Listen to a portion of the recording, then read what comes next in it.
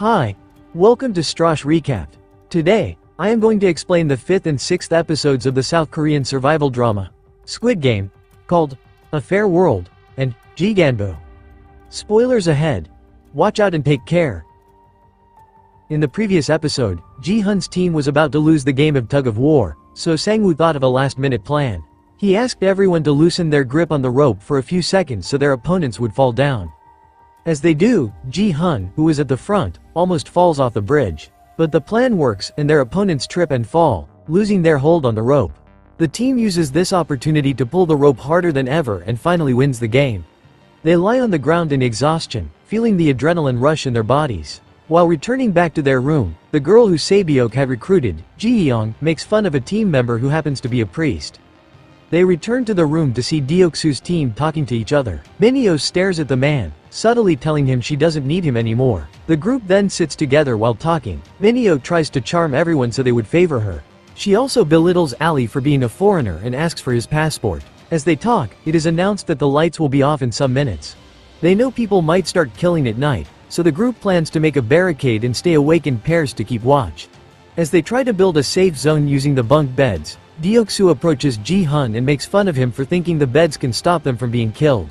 Gi-hun, on the other hand, warns him of his own team members. He thinks since Deok-soo has been ordering them around, he might be their first target. His words get into Deok-soo's head, so he tells his team that they won't be killing tonight. Il-nam offers to be the first one to keep watch, saying that old people do not need to sleep.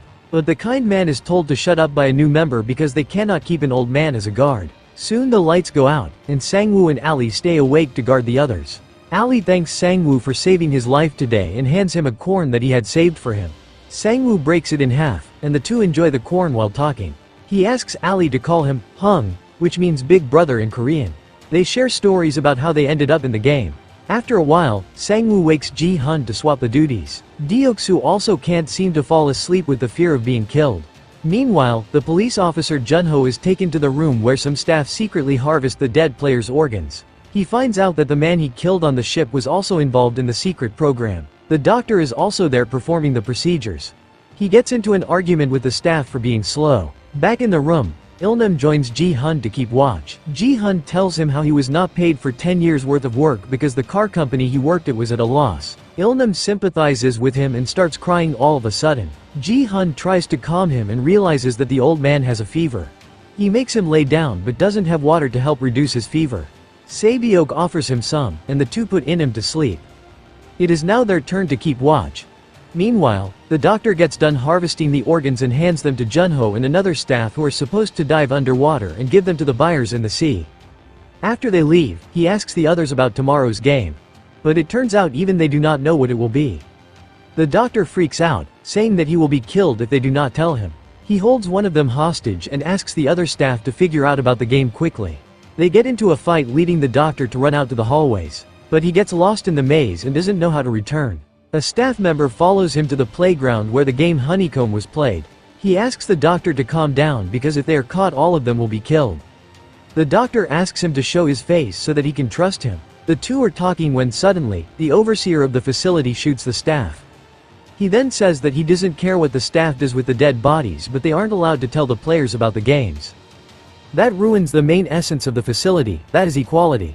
He then kills the man while the other staff shoots the doctor dead. At the same time, Jun-ho and a staff member go down through an emergency exit which the man claims are for the VIPs.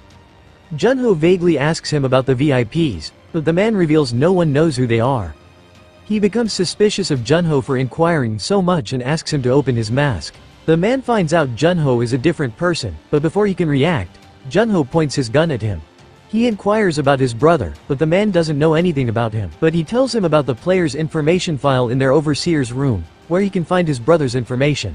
A secret stairway that leads him to the overseer's room lies nearby. Jun-ho shoots the man dead and enters the overseer's room. After he is gone, the overseer and the staff come downstairs to see the man who was killed by Jun-ho. The overseer takes the bullet out of his body and realizes it belongs to a policeman. The staff are ordered to find the man as soon as possible. An alarm starts blaring, waking the players up. They are quickly made to line up in the middle by the staff. Il-nam refuses to get up because it turns out he had peed himself at night. Meanwhile, Junho is in the overseer's room, where he finds the files of every single person who has ever participated in the game. He figures that the games have been played for many years now. The players are then made to stand in lines in the middle of the room. Gi-hun helps Ilnam by tying his jacket around the old man's waist, so he wouldn't be embarrassed. After that, the players are then taken outside through the halls, where everyone is horrified to see the dead bodies of the doctor and the staff who helped him being hung to the ceiling. An announcement is made saying that this will happen to anyone who breaks the rules for his own benefit. In the meantime, Junho is still in the overseer's office, taking pictures of the documents he thinks are important. He is searching for his brother's file when he hears a phone ringing outside. The overseer comes into the room and picks it up. He talks to a foreign man in English about a minor disturbance that happened between the staff and assures the person on the other end everything will be good when the VIPs arrive. After the overseer leaves, Junho picks up the phone and tries to call the number but to no avail. In the meantime, the players are taken to an empty white room where they will have to separate in a group of 2 each. Gi-hun's team needs to separate as well. They look at each other in confusion. Minhyuk tries to sweet-talk Gi-hun to team up with her. When he doesn't speak, she makes her way to Sangwoo, who also declines her offer. Sangwoo asks Ali to be his teammate, and the two look at Gi-hun to see if he objects. Gi-hun asks them to go ahead and starts looking for a teammate himself. Ilnam makes his way towards him, but Gi-hun knows he cannot win with an old man as his partner, so he apologizes to him. Ilnam simply gives him his jacket, saying that the others might look down upon him if he doesn't have one. Jo-hun feels bad for the man but goes looking for a member anyway. Sae-byeok and Ji-yeong join hands as well. A man asks Gi-hun to be his teammate. He reveals that since the doctor is dead, it leaves an odd number of players. So, the one with no partner will probably be killed. Gi-hun looks at Ilnam sitting alone in a corner and feels awful for abandoning him, so he asks the old man to be his partner. In the end, the one person who doesn't have a partner is Minhyuk. She makes a fuss about them not being able to win without her. As the players make their way to play the game, she is taken away by the guards. The players are then brought to a mock neighborhood with several houses and streets. Ilnam and Gi-hun talk about the alleyways looking like their childhood homes, while Ali and Sangwoo promise each other that they will win the money together for their families. However, all their plans fail when it is announced that the pairs will be going against each other. They are given 10 marbles each and are told to play any game they want to with them. Most of them choose either a game where you should throw the marbles into a pit or a game in which one guesses how many marbles the other person has. They are given 30 minutes to complete the game. Gi-hun is shocked, but Ilnam seems to be looking at the marbles in fascination. He has completely forgotten what he was here for. As the game starts, everyone starts playing, but Ilnam goes around the blocks looking for his house. Gi-hun tries to stop him, but he doesn't want to play the game, saying it to be childish. At last, Gi-hun slams the old man to the wall in frustration, knowing that both of them will die if they do not play. Ilnam trembles in fear and accepts to play with him. At the same time, Ali and Sangwoo, who treat each other like brothers, have to go against each other now. Ali doesn't want to play the game, but Sangwoo insists they do, or else both of them will lose. Ali doesn't even know how to play it, so Sangwoo teaches him.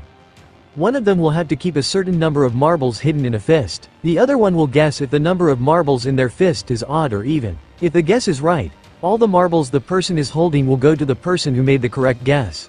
The two start playing, and Ali makes the right guess at first, taking 2 of Sangwoo's marbles. Eventually, Ali wins all of Sangwoo's marbles except one. When people start dying, Sangwoo claims that he has a way they both can win. An innocent Ali who doesn't want to be the reason Sangwoo dies listens to his plan.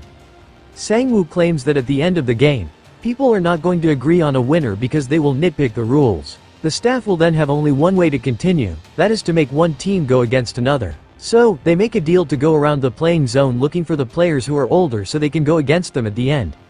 Ali still doesn't understand Sangwoo's plan, but agree to do whatever he wants because he trusts him. Sangwoo also makes him wear his marble bag on his neck so no one can snatch it. Meanwhile, Ji-yeong and Sae-byeok sit together, not knowing what to do. Sae-byeok, being from North Korea, doesn't know any marble games, so Ji-yeong offers to teach her. But both girls do not want to play for 30 minutes, so they decide to just talk for the most of the time and bet all of their marbles on one game at the end. Sae-byeok, who normally doesn't like to speak much, reveals that her father died while trying to cross the border, and her mother was caught by the Chinese police and sent back to North Korea. She wants to buy a house and bring her mother back after she wins the money. Ji-yeong laughs, saying that she could do a lot more than that with the money. Sae-byeok innocently claims she wants to visit Jeju Island, to which Gi-hun offers to go together. They realize that it cannot happen because one of them will die today. Gi-hun then reveals that she killed her abusive father and went to prison. She has no motive to live for even if she wins the money. In the meantime, Ilnam and Gi-hun start the game, and Ilnam wins 5 of Gi-hun's marbles in just the first round.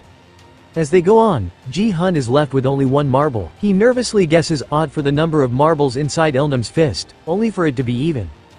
Gi-hun loses the game, however, Ilnam forgets what Gi-hun had predicted, allowing him to change his answer. Starting that round, Gi-hun uses Ilnam's dementia to win every round. At last, Ilnam only has 1 marble left, but he starts looking for his house again instead of playing.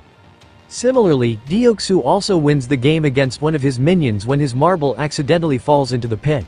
Gi-hun and Sae-byeok decide to throw 1 marble to the wall. The one who throws the closest will win. Sae-byeok goes first and does pretty well, but when it is Gi-hun's turn, she drops the marble on the ground lazily, making Sae-byeok win. Sae-byeok corners her and asks her to go again because it isn't fair. However, Gi-hun claims she has nothing to live for, unlike her.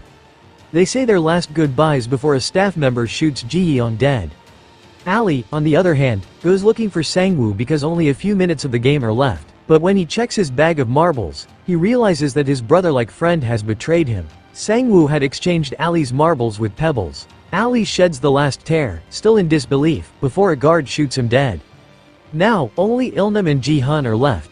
They have to play one last game for Gi-hun to win. But Ilnam suggests they bet all their marbles for the last round. Gi-hun is enraged, claiming that it isn't fair. To Gi-hun's surprise, Ilnam reveals that he knows Gi-hun has been cheating on him. The old man had faked having dementia to make Gi-hun win. At last, Ilnam happily hands his last marble to Gi-hun and thanks him for playing with him. Gi-hun hugs his friend for the last time and walks out of the house sobbing. The episode ends as a gunshot startles him, indicating that Ilnam has been killed. This is my explanation for the episodes of the South Korean survival drama, Squid Game, called A Fair World, and Gganbu. So what do you guys think about the episodes? Write in the comment. Subscribe for more videos like this, turn on notifications, and leave a like to help the channel out. Thank you for watching.